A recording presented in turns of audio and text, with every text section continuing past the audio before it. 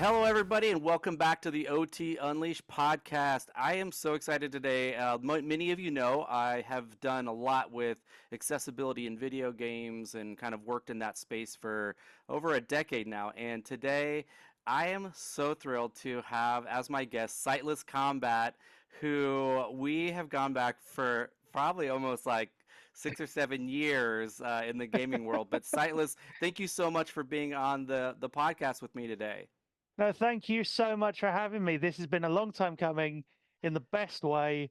I Yes. honestly am really pleased that this is finally happening. So thank you so much for the Me invite. too. Me too. Now, if you guys, the Sightless and I, we have a little bit of a history, dare I say, competitive history. Uh, I wasn't very much of a competitor, but we met years ago when we were at the Inclusive Tech Lab at Microsoft, and were they releasing the Xbox Adaptive Controller at the time, or maybe that was a different the different visit there. But either way, you and I had a throwdown, Killer Instinct throwdown, where, and if this video is on YouTube, so you can watch this, where I do not do very well against Sightless. Actually, not only do I not do very well, I do very poorly, and he does very well. You do um, yourself a disservice. You do yourself a disservice. You did all sure. right. So, Sightless, now, for those of you who are new to Sightless Combat, he is a gamer without sight. That means he can't see light, shadows. He doesn't see anything. It's literally black in his view, dare I say. And so, Silas, tell us a little bit about yourself. So you started, you were born like this, correct? Tell us about Yep. your history. What's your backstory? What's your origin story? Yes, so I'll give my introduction as well. So I am an accessibility consultant, award-winning and multi-credited accessibility consultant, content creator. We'll probably come onto that as we go. And of course, Gamer Without Sight. I am also Accessible Gaming Officer for Royal National Institute of Blind People, or RNIB. That is the UK-based sight loss charity as well as of a couple of years ago. But essentially, what I do and what I did before I joined RNIB was, in terms of consultancy, I've worked on games like God of War Ragnarok, Sea of Thieves, Gears 5, Killer Instinct, the new Forza, or the recent Forza, I guess. It's not exactly new now at this point in time. I'm also a certified audio describer and musician as well. I actually Wow. write the music for my streams. So if you ever Wow. come along to my streams, anything that isn't in game, so the intro music, the outro music, and the break uh, sort of theme music, I guess, is all me. And I did that a few years ago after being a little frustrated with music libraries licensing and all of that. And behind me, what you can actually see, for those of you that can see on the video, and if I turn slightly, there you go, you'll get a slightly clearer shot of it. Perfect. And what I've got is the what we call the wall of stuff. We jokingly started calling it that. Me and my chat and my co-pilots who I work with. Those are sighted gamers and game industry folks, I guess you could say, Yep. who are willing enough to come along with me and play games alongside me to provide, to allow me to enjoy the experiences that otherwise I can't enjoy. But in terms of that, I also do YouTube videos. So I don't just stream. I do that's on Twitch and on YouTube. I also put YouTube videos together. I post my thoughts on social media as well, and I do, of course, presentations, much like what I did with the Microsoft Gaming and Disability Bootcamp, and I've done it at the Game Accessibility Conference as well, at various other places too. And I started doing that really. I mean, I've been gaming for a very long time. In answer to your question, been gaming for a very, very long time. Started out with PC games.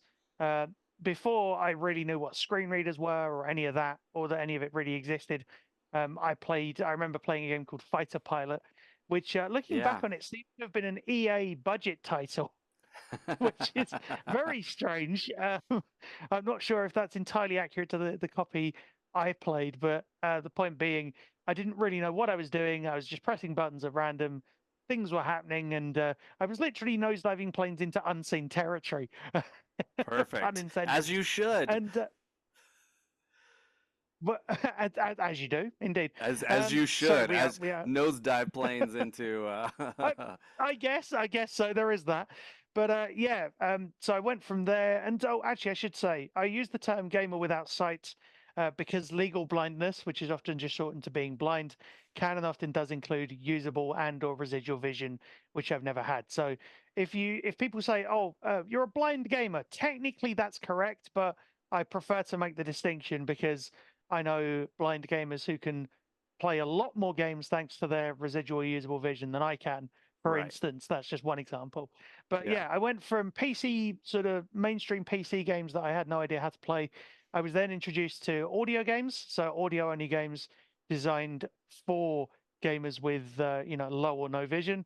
One of which springs to mind, Grizzly Gulch Western Extravaganza, and with a Oh name like man, that, exactly. that's a And winner. it well, arguably yes. I mean, bearing in mind this was early 2000s.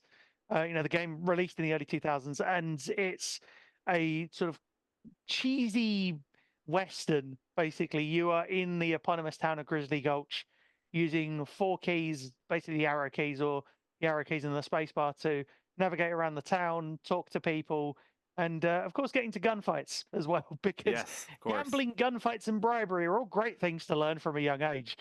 Not. Definitely not.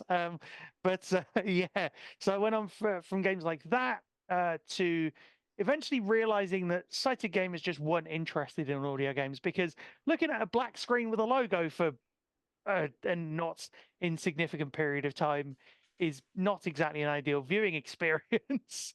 So Right. I then sort of was uh, encouraged, I guess, to engage via discussions with sighted peers in console games and stuff. So I went from started with games like Tekken 3 and Street Fighter EX plus Alpha on the PlayStation 1, and then I kind of went from there, migrating through the various console generations until now, where I have. Hold on, I have props. Oh, perfect. Where I have a PS5 controller, well, and of course the accompanying console, and I Yeah. have I'm just grabbing these from little brackets on the wall that you probably can't see on camera, but and then I got Series X controller as Yep. well. I Yeah. do have a Switch, though I don't have it in shot, but I have used it, and I also have stuff like a Steam Deck, and I do play PC games as well. Uh, Okay. though though I mostly play controller, but Yeah. yeah, that is pretty much my most part of my origin story. I think the component that you were missing there was that the reason I was out there about 7 or so years ago and I met you was That's because I right. was undertaking what's called a Winston Churchill Traveling Fellowship. Yeah. So that was essentially where the Winston Churchill Memorial Trust they funded me to travel around the States for 5 weeks.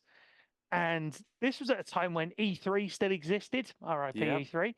Yep. Um, and E3 existed, so I got to go there for the first time. That was the first year it was open to the public, which was phenomenal. I got to go to the Microsoft press conference that year, which saw the unveiling, I believe, of the project Scorpio. Well, it was the Xbox One X. I Yep. always have trouble remembering the code names now. It's been a few years, but I saw Yeah. that unveiled, and then got to go to places like the Microsoft offices where I fought Ken, but Killer Instinct, which was a lot of fun. That's a whole story for possibly another podcast. Yes. Yeah. We'll talk about And that. I even I even got to go to Valve as well. A lot of people don't believe me when I say I've been to Valve and I was allowed to leave. So, Wow. Yeah, I know. yeah, a lot of They fun didn't lock stories you up happened because there. you saw too much. Well, they wouldn't lock me up because I didn't see anything. So Perfect. Exactly. there we Uh, go. But yeah, yeah. that's basically kind of my origin story, I Yeah. guess, in a manner of speaking. So let's rewind a little bit. So you've been gaming quite some time, all right? And you mentioned that you made the jump from audio games only to more visual PC console games, um, m- uh, uh, kind of largely based on some people recommended it, but also you said that even with the audio game, you're still just looking at a black screen, and it's just cueing you with audio, but with a well produced, developed game that is on a console. it should have audio descriptions and it should have things that really bring life to the game itself. Is that correct? Yeah, definitely so. But audio description wasn't really a thing in gaming Right. until, sort of a few years ago. That started with trailers, and I was, in a way, I was partly, well, I was a part of that because I audio described the Watch Dogs Legion tipping point cinematic Yeah. that Ubisoft released, which was a lot of fun to do. But audio games, they never really, back in those days, they didn't really have audio description to what we would think of it now, because sometimes that was done in like the readmes, the manuals Right. of the day, where you Right. had to go in and look for a readme file to then know the controls, to then know the game's backstory, sometimes the system requirements, which was always fun. I always remember seeing one in a particular manual where they did about three different interpretations of the term table of contents. So Oh there my was gosh. there was table of contents, which listed all your actual stuff. Then there was table of continents, which I believe listed a bunch of countries, and there was contents of table, which I thought was Oh absolutely my brilliant. gosh. And I mean, I haven't seen anything that uh, surreal, I guess. I was going to say bizarre, but surreal is probably the Sure. best word in a number of years. But yeah, in terms of accessibility, like the way I play games, it, if you want to be really simplistic about it, to simplify it, would be audio cues and other in-game accessibility features. So things like menu narration or nav assist, aim assist, those kinds of Yeah. things. Sighted assistance where needed. So that's, whether that's to even help me play the whole game itself or to get me past a particular section that the accessibility doesn't allow for. Okay, hold on And one then, of second. course, Hold workarounds on like, one second. Let's sorry, let's break down a couple of those things because some of my viewers don't know what yeah, that is, I or will in a listeners. second because Oh yeah, there's yeah, one yeah. Go final ahead. thing I Go, want to cover go. that we can break down as well, Yeah. which is optical character recognition or OCR. But Yes. so workarounds like that, or things like this tiny little box, which is a rectangle with two USB ports on the front, two USB-A ports, and then a couple of micros on the back, which is a Titan 2, and that is, I guess, part of the sighted assistance Yeah. element of it as well. Yeah. Um, but we can come on to how all of those fit together into the sort of the puzzle, I suppose, Yeah. as we go. Yeah, yeah. So break it down. So the first thing that you talked about was like, and I've talked about this before, having a really like on the developer side, having a very rich audible soundtrack, something that will give you cues as to what's happening on screen. Let's talk about that first, and then we'll go to sighted assist and some of those other things. Yeah, so I mean, in terms of what you were saying about having good sound design, essentially is the way I would sum up what you said. Have good sound design that is clear, that is distinct, add accessibility specific cues where needed. So things like in God of War Ragnarok, you have a cue for when you aim and need to throw to hit like a puzzle point with your axe, let's say, or ignite one with the blades. You will have those cues as you play. And those are, in that game's case, available in an audio glossary. So you go into the menus and you can listen to all the sounds individually.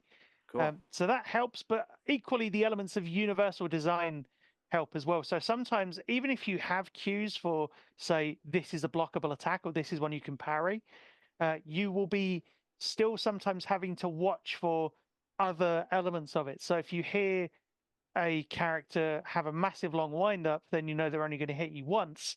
Right. Or if they do sort of lots of short, if it's just a short vocal, then that means that they're going to hit you multiple times. Those kinds of things I guess it's the equivalent to learning the visual cues as a sighted player to an extent, but it Sure. doesn't always apply in every game. If you look at stuff like Elden Ring, Right. you will get you'll get, I mean, Elden Ring unfortunately isn't accessible, but you get lots of, Right. which is a shame because I don't I think would it's really sink. accessible to sighted gamers Uh, either. I'm gonna be honest. I It's a mean, I tough guess game. that. Well, yeah, but then I've played God of War Ragnarok on Give Me That's God of War true. difficulty, which is the hardest level you That's can put it true. on. But that was because the accessibility at the time, I was like, the accessibility might be enough to get me through most of it at the very least. And then I can get assistance. We'll come on to that in a second, sighted assistance to get through the elements that the game doesn't let me go through like on my own as a solo player.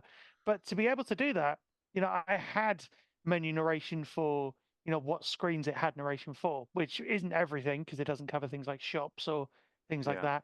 that. But it gives you the information on tutorials and stuff like that as well if you need those.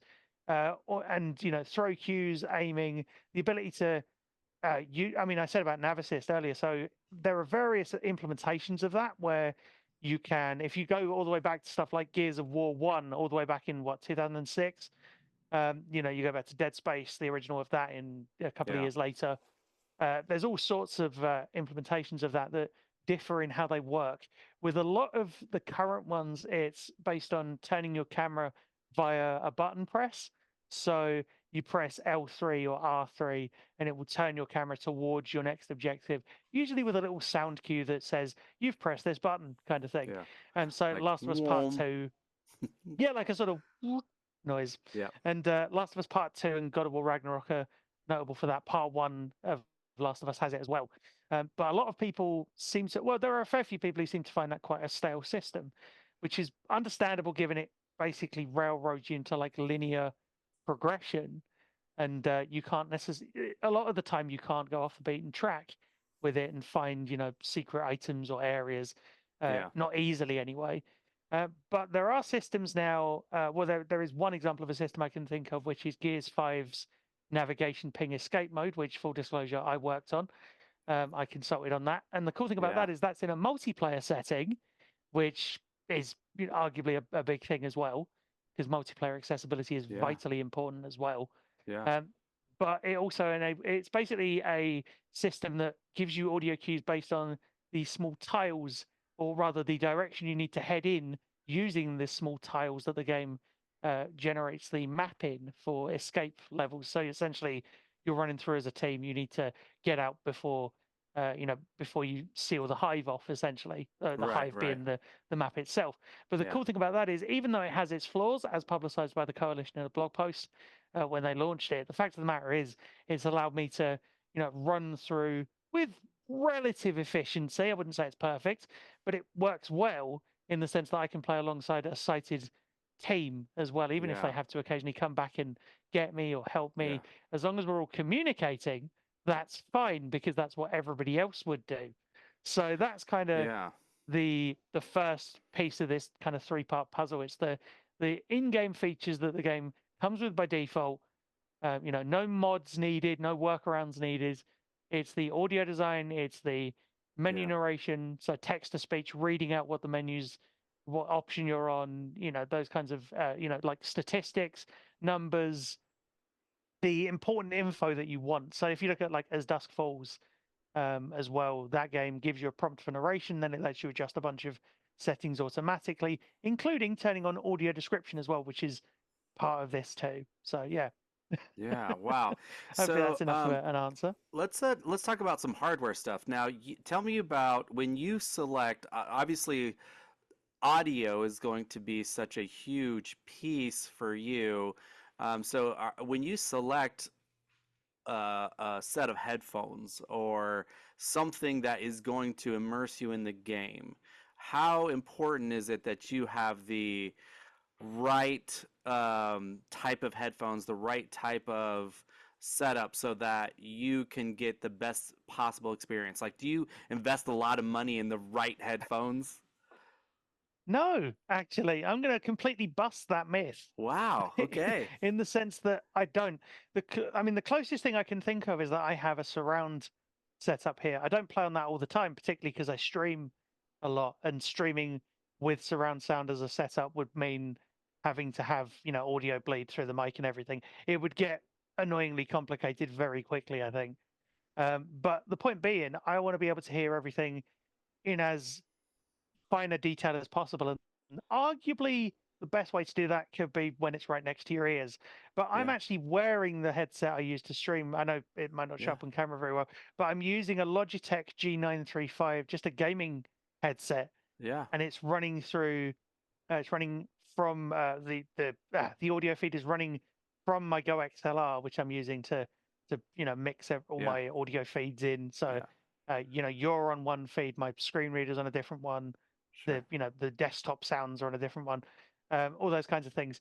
But the fact of the matter is, I'm not using virtual surround sound or anything like that to Right. emulate it because I've never found an implementation that works well enough and is sort of it works efficiently enough and sounds good enough for what I use it for.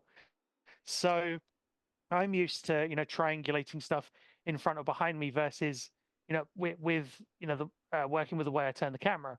So I will turn left or right, and if a target moves, if it sounds like it's in front of me and it moves to my left when to my left hand side when I'm turning left, then I know it's actually behind me. But if I turn left and it's actually in front of me, then it will move to my right. So Gotcha. it sounds complicated. I'm aware of that, and it's not the Yeah. easiest thing to explain. But once you get your head around that, it's not terrible. It's not ideal, but it works. And I Yeah. think the thing I end up spending the most time with is really just having to calibrate everything for streams. That's Sure. often Sure. it'll be like, tweak the levels, check they're okay, make sure everything's Yeah. set up. But and the other thing as well, I use a stream deck. It's not the gaming side I use it for really. It's for managing all of my stream and my lights and everything, Right. Right. which is an interesting topic as well because streaming isn't all about just broadcasting the game feed and having you on a camera. I've had assistants to set all of that up. I've had a person actually check it through for me, Right. and without that my streams wouldn't look as good as they do. Even with the wall of stuff, which is a large collection of assorted figures and memorabilia, and including what has been lovingly termed as a pop waffle, which is a great phrase, which is showing all of my pop vinyls. Yeah. If I turn around again, you might be able to see it a little better. Yeah. Yeah. We Um, see it. and somebody asked me the other day, "How are you going to add to that?" I was like, "We'll True. figure it out." But You got to yeah, get a couple that's waffles. well, maybe. But yeah, it's in terms of the sound design or the audio aspect of it, sometimes just using standard kit that sounds good to you Yeah. is fine. Like Good. use what you find works best for you, I think Yeah. is my general Yeah. consensus. So, let's talk about this. So, occupational therapy, one of the things that we talk about, and it's funny because in my profession, sometimes I get some pushback because, yeah, you're doing occupational therapy with video games. It's a joke. It's not, to be taken seriously, and it's not something that, Oh, is as important as some of the other things. Like people would like value gardening more than video games. Um, so, in that space, what would you say for you? What is gaming to you? Like it, I mean, you've already talked about award winning. You present about it. You work in that inaccessibility space. Like, what is gaming to you in your life? How would you put value on gaming for you? that is a tough question. A good one though. I agree. I mean, I would say gaming is a massive part of my life, my identity, what I do. It's not just my job; it's what I do kind of outside of my job as well. How do I Yeah, relax? I play video games, even yeah, if some of that might feed into my job. If I suddenly see a cool game on the weekend, I'm like, I'll go and have a look at this, and then I'm like, right, I might need to look at making a video for this or yeah, whatever it yeah, happens to be. yeah, That's happened before. And but equally as well though, it's a way to socialize. I've met people, well, heck, I've met you through yeah, video games. yeah, I wouldn't have met you if it hadn't have been for, the fellowship and my interest in having a more accessible number of video games in the future. yeah, And there's so many people like my crew in Sea of Thieves. So I was saying about sighted assistants earlier. What I mean by that is I'll have people either in the same room with me, or in the case of Sea of Thieves, they will be online players as well. So all of us in the same game, playing at the same time, helping each other out. yeah, So my Sea of Thieves crew, we've met several times over the years at various events, or at what's called Sea of Thieves Fest, which is happening in July of this year, yeah. over a couple of days, where I will be again talking about accessibility because Of of course. course, um, and sharing the many stories and tales from the Sea of Thieves that I've gone through over the years. But that's the thing, it's a place, gaming is a place to, it's to unwind, it's to challenge yourself in terms of skill, it's to meet new people. It's to be a part of culture and integration. Because I've talked about games where when I've been able to play them. So God of War Ragnarok, I was able to play at launch, with everyone else because of the accessibility. And that was Yeah. huge. Being able to go through that game at the same time as everyone else. So I wasn't having to necessarily worry as much about spoilers. I mean, I'm not saying that game is perfect either. There are puzzles that Sure. we are deliberately writing a community guide. Me and a fellow gamer without sight are writing a community guide with contributions from the wonderful Mila Pavlin, who worked on the game as well, alongside me. We're writing that guide to get round those blockers, those issues that came up Yeah. if you're playing without the assistance that you might need. Yeah. But the fact of the matter is, we are trying to put that resource together so that more people can enjoy the game. And we're doing that because gaming is valuable. Gaming is vital. It can be stress relief. It can Yeah. be a way to, a way to improve your coordination. It can be to, you Yeah. know, just enjoy a competitive setting, but casually amongst your friends. It's Yeah. all sorts of things, and even with the wall of stuff behind me, that's an aspect of gaming that a lot of people overlook. The fact that you've got all this merch, I've got display cabinets that are off camera that have got statues in and all sorts of stuff that I've accumulated over the Yeah. years, in part thanks to what I do. But if you said to me, okay, there's an image of Kratos with the shield and his axe, and he's facing off against, I don't know, the Doomslayer. And I'd be like, okay, I sort of have an idea of both of those characters because I have figures, Yeah. and that's the thing. And or even if you said, there's a meme image of an Animal Crossing villager holding a lancer. I'm like, okay, I may not know what an Animal Crossing villager looks like, but I know what a lancer looks like because I've got a full-size replica on my wall. So, Yeah. you know, Wow, now this is it's so interesting because I hadn't thought about this. Like for you, like whenever they make these statues, like even like amiibos, when Nintendo introduced the amiibos, you now have like a tactile um way to be able to, imagine the character, the Master Sword, what Link kind of feels like, what the different types of characters are. I mean, even like in Halo, like, oh, this is what Master Chief looks like, yeah, like this yeah. is I mean, how his armor sits on. This is the iconic, you know, this is uh, the look, the chief yeah, look and wow, everything. I mean, that's really cool. well, the coolest part of that side of things was when I went to the 343 Museum in the Oh, States. I actually got the yes. chance to go in there, and they have, or they had at least when I went, a bunch of the costumes Yep. there from various, I think we went commercials and together things. one year. I think that's We we I might have done. I'm not a I've hundred. been Yeah, there two maybe, times, so maybe not, but I do remember maybe. But going to the that. I know the what you're talking yeah, about. but the cool thing is, I actually have a picture of me standing next to one of these full-size costumes, and Yeah, it's just that sense of scale. Like, I yeah, know, of course, knowing what a character looks like is one thing. I've got, an Ellie statue, and then you get the yep, sense of, the hair and stuff like that, like a yeah, specific hairstyle, or that yeah, if you take like I don't know Goku from Dragon Ball Z, got that yeah, iconic spiky hair look, yeah. and you Wow, wouldn't this is know that. awesome.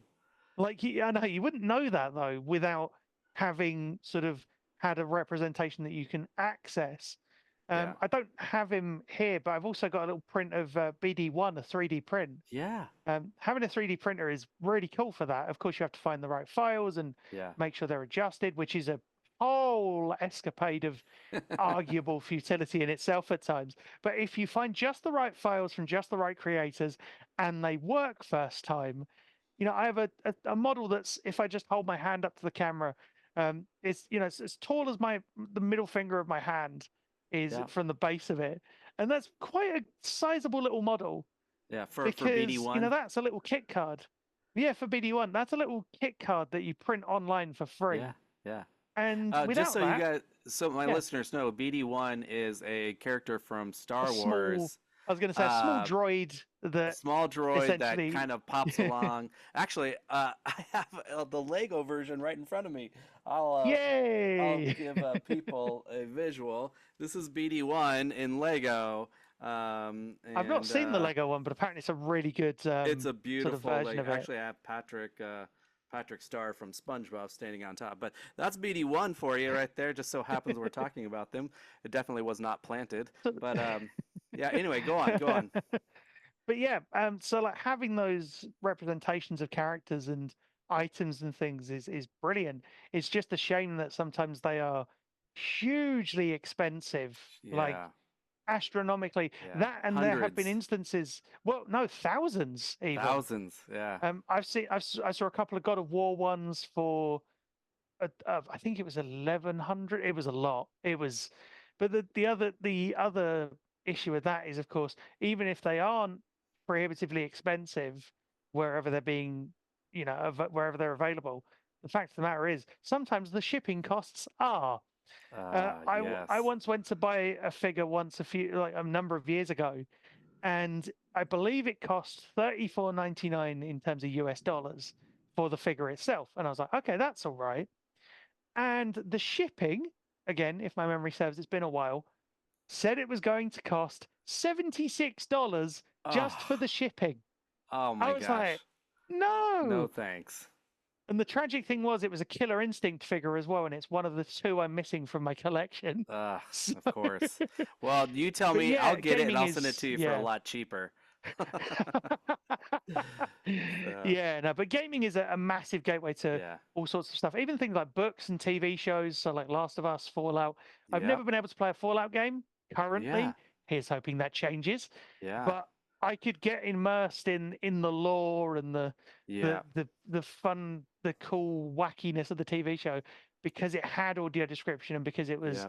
just a really good show as well, personally. Yeah. So yeah. So let's talk about, so one of the things that we do know, like gaming is constantly evolving, and one of our big efforts in the accessibility community is to build games from scratch with accessibility. When you're building a game, accessibility has to be at the very kind of foundation of that. I mean, people can go back and they can retrofit a game, but if you do it right, you're doing it from the start. But one thing that we do know, and gaming is getting better and better. I mean, just like you said, like up to like just a few years ago, audio descriptions weren't as common. Almost non-existent at all. And now you have a much more robust soundtrack, and you're able to have that narrative in the game that's really gonna drive you. But so now we just had a lot of huge announcements of some of the showcases. So what are some of the games that you're super excited about? I know Sea of Thieves is gonna have an update, Yes. and I know you're stoked about that. But what are some of That's the gonna be other games fun. that you that caught I your mean, fancy? yeah, so some of the other games, I mean, we'll just say briefly, audio description, for those of you that don't know, is a narrative track that describes what's going on screen, in terms of like character gestures, facial expressions, descriptions of characters, action in the scene that is, purely visual and, isn't sort of part of the dialogue of the soundtrack. So, like if it was like, a Sea of Thieves trailer, it'd be like cannons are fired from a giant ship as the skeleton explodes or whatever, those kinds of things. It's like you do this for a Just to living. Oh, goodness Perfect. me. But that was just me making it up off the top of my head. But in terms of the good thing about the showcases, or some of the showcases, was they were audio described by the wonderful Janissary from Descriptive Video Works, in the case of the ones that I heard. Um, so the Xbox Game Showcase and Ubi Forward were both AD'd by Janissary. I actually AD'd the Access Ability Showcase as well, that was Yeah. presented by the wonderful Laura Kate Dale. Yeah. But in terms of games I'm looking forward to, uh, well, I mean, where do I begin? Right. I mean, Call of Duty Black Ops 6. I've not really immersed myself into Call of Duty, but I'm interested because Yeah. they seem to be already looking into accessibility. Whether that will translate to gaming without sight, I'm not sure. We'll have to find out. We'll have to see. I mean, Doom: The Dark Ages, yes, please. Ah. Doom guy with a Yes. shield and like a Ah. shield with chainsaw blades and a skull gun, Launcher. skull launcher gun thing. I mean, the other thing to note is I wouldn't know those details without the audio description in the trailer. Yeah. or Yeah. having to read copious articles. The fact Yeah. that I'm able to just quote it like that is Yeah. And this because of just happened. accessibility. This was like a Exactly, like couple this days was, ago. a matter of a couple of days ago. I mean, the Diablo expansion, I'm interested because the team are already working on navigation assist in some Yeah. form. What that's going to be, we don't know. I've been waiting for it for ages because I Yeah. don't want to have to rely on sighted players to help me through Diablo. Uh, Yeah. Personally, Yeah. that's just the way. I mean, or having to mental map things out because that is its own cognitive stress.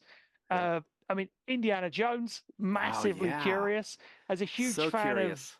as a huge fan of the films and of Uncharted, which I had to play entirely with Yep. assistance, but it was amazing. Yeah. That if they could make that accessible, I will be massively pleased. Yeah. Um, in terms of, well, I mean, if I didn't mention, I'm gesturing behind me to the roughly to where the Lancer is on the wall. If I Yep. didn't mention Gears E-Day, I would be missing a trick Yes. because Yeah.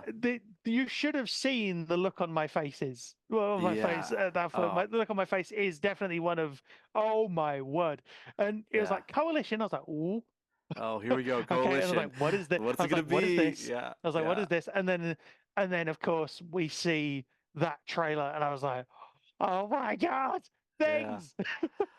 Well, and So this I is mean, that like yeah, you actually mentioned on Twitter X that some of the showcases were supposed to have audio description and did not, and so you missed out on yeah. some big stuff. And one thing that shameless plug for Xbox is Microsoft has always done a very good job to make sure that everyone can enjoy these moments that they reveal something new.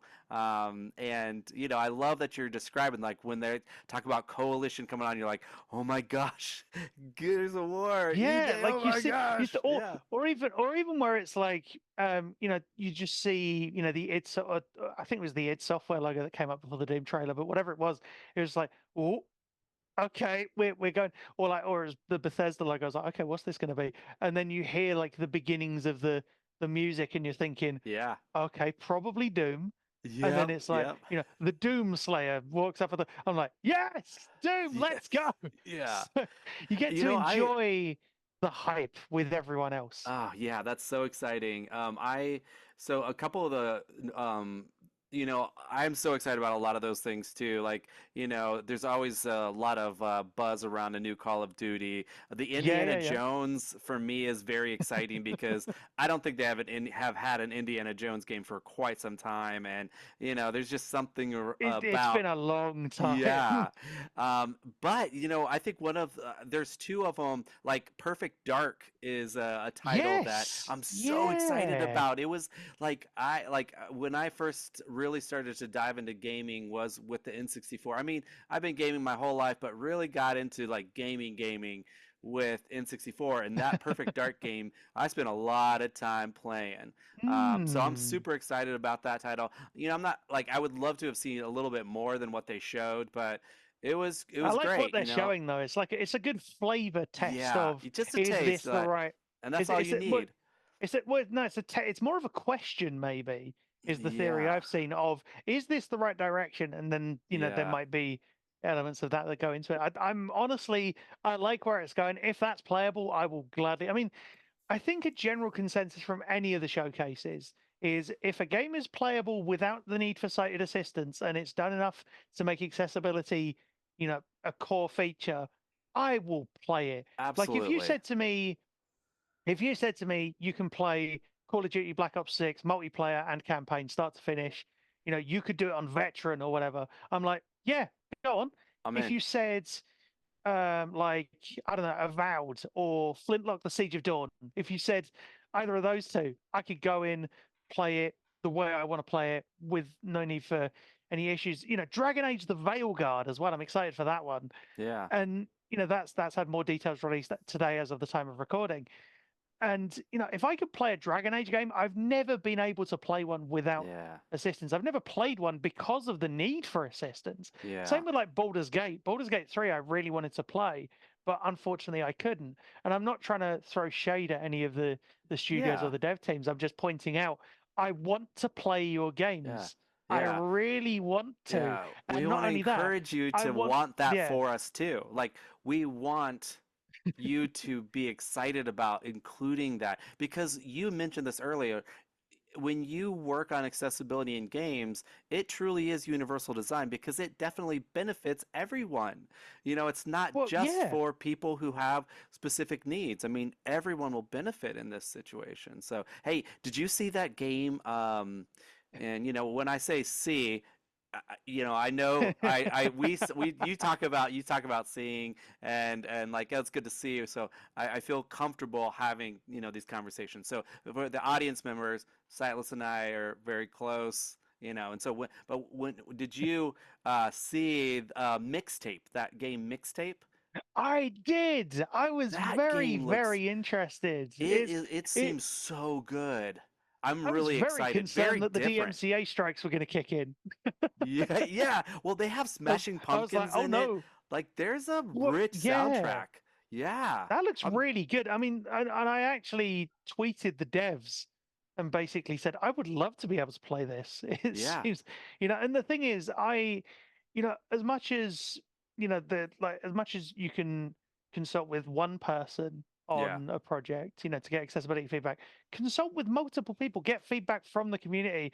And, RNIB, and by Yeah. extension, I, of course, am more than happy to talk with basically anyone who's willing to listen about how a game can work, how it could be Yeah. not necessarily adapted because that implies other elements of it, but how you could implement elements of it to make it work well. So even if it's like adding an audio cue for a parry timing, or if it's adding a cue for when you're on a ledge so that you Yeah. can make a jump properly, or making sure menu narration's all over the place so that it's fully implemented. That all of those things and more can be massively helpful, even to like somebody who does have sight. So, for instance, menu narration, Yeah. you've got people who are sitting massively far away from a screen. Say for whatever reason your text is smaller than the rest of the text in your game, for maybe just because of screen space or Yeah. whatever whatever's happened in development. Um, of course, having screen, text be adjustable, etc., is always good. But if you're sitting far away from that screen, you might not be able to read it properly, or somebody gets in your way. They walk in Yeah. front of you while you're Yeah. trying to go through a menu.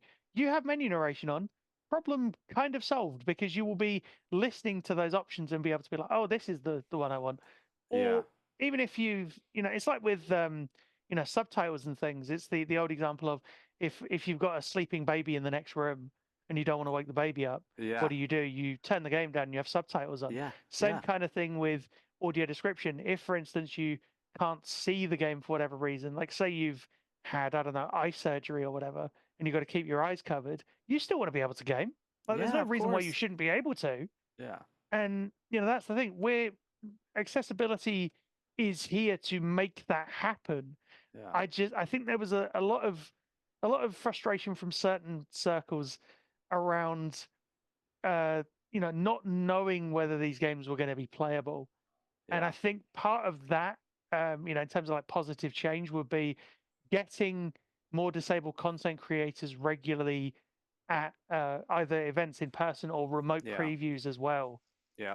so that then the people who need to know then can know about it. Like I remember when I played Minecraft Dungeons behind closed doors a few years ago before it launched, and I was able to talk about it and discuss what I'd experienced. And I've done it Yeah. with God of War Ragnarok as well. I did a first impressions Yeah. piece for that.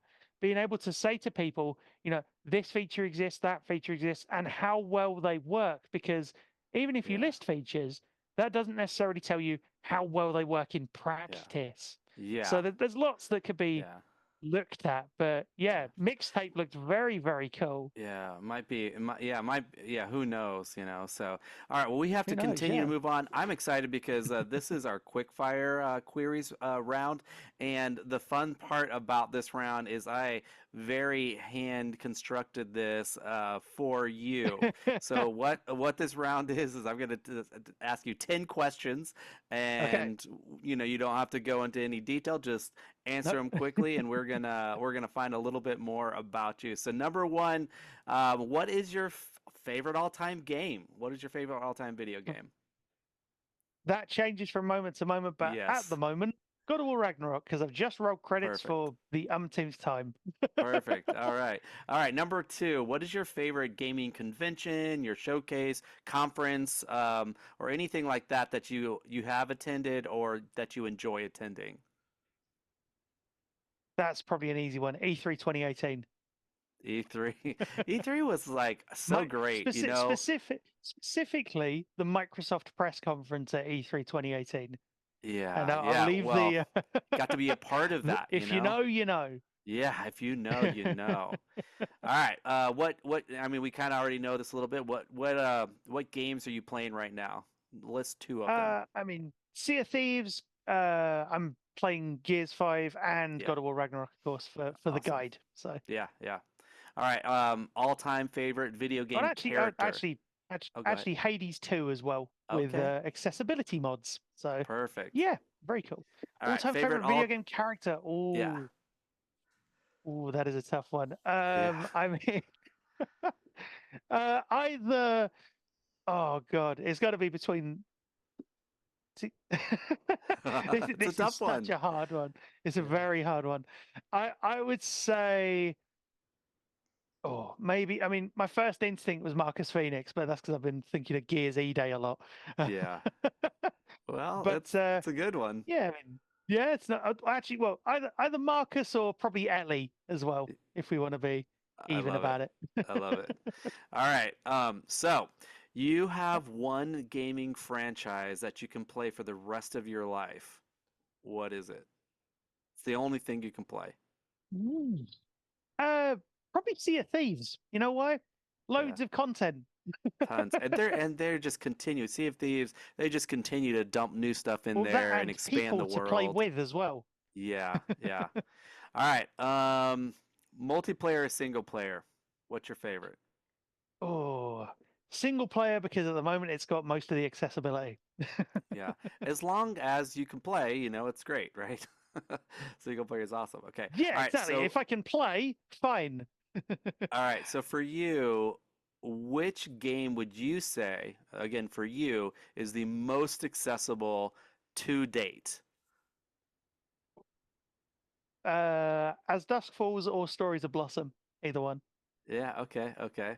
I was wondering because like I know different people have different answers for this, and so I was curious like what you thought was the easiest or most accessible. Because I was thinking of it as they are fully. I mean, there may be a few flaws in As Dusk Falls with a few of the menus and things, but it worked. Like I've played it through 100%, and it's really, you can tell it's robustly put together. Stories of Blossom, same kind of thing. It's all very much, the AD's there, the menu narration's all there. So like all the features that game needs are there.